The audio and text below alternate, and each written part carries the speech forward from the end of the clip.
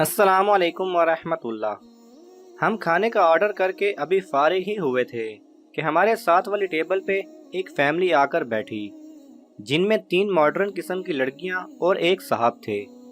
अभी खवातीन ने सांस भी पूरी तरह नहीं ली थी कि लंबे हाथों से चूंच भरी तस्वीर में मसनूई क्यूटपन डालकर खटाखट तस्वीर उतार कर अपलोड करनी शुरू कर दी। चेक इन का मरहला पहले ही तय हो चुका था।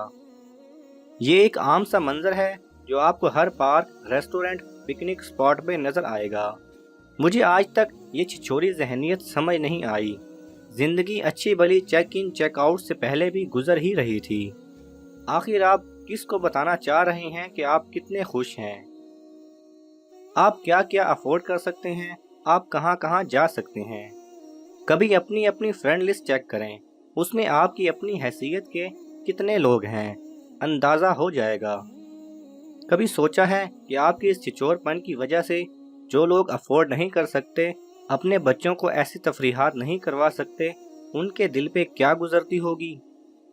एक हदीस का मफहूम है कि अपने बच्चों के लिए फल लेकर आओ तो पड़ोसियों को भी दो।